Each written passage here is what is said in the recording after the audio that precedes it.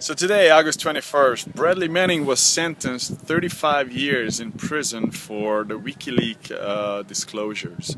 Um, I have a very interesting idea when I read this whole story about Bradley Manning, because people are always very naive and people don't really look at our civilization and believe that there are certain tendencies that human beings do whenever in any kind of society. It doesn't matter if it's in Mesopotamia or Egyptian times or the Greeks or the Romans or Britain, any kind of power, superpower. There's a certain way how human beings deal with situations. Big companies, small companies, kings, presidents. Unfortunately or fortunately, I don't think we need to label it, but human beings always serve their own purposes, the purposes of their clan. So there are always big powerful units and small weaker units. And I don't think there's anything wrong with it. This is just the way how human beings operate in this world. And I think it ties very well the Dalai Lama saying that the difference between a happy and an unhappy individual is that the happy individual is able to differentiate things that you can change and things you can't change. When people try to fight and attack things they can't really change, and they really overstep their boundaries, they end up just destroying their own lives and don't really make any kind of major difference.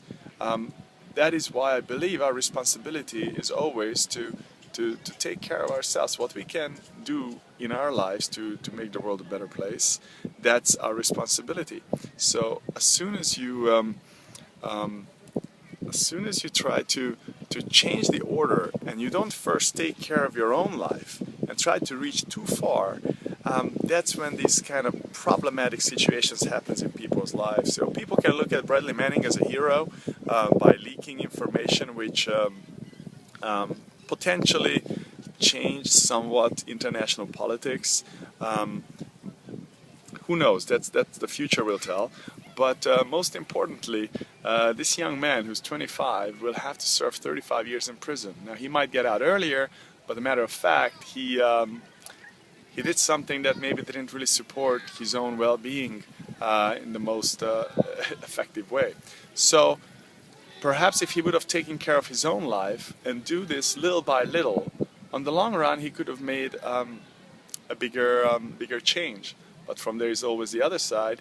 Maybe the future, will tell us that what he did really changed the way how politics and irresponsibilities in the military being dealt with. It's really hard to know. This is again leads back to my point from yesterday. We never really know when we read something in the news what to really think of it. If you go into it and really make a detailed analysis of it, you realize there's always two sides of each story. And it just keeps leading me back to the saying of the Dalai Lama, look at the things that's changeable, look at the things that not changeable. The ones that not changeable, don't try to fight, because that's when you're draining energy. The things that you can change, always see in that particular subject, what can you do in your own life today to make a little change towards that? And if you add up those little changes in the long run, you can really accomplish a lot. So again, living a holistic life will help you in every regards, and it will help your circuits, your family, your community, and your country, and the world ultimately. So enjoy your day, August 21st.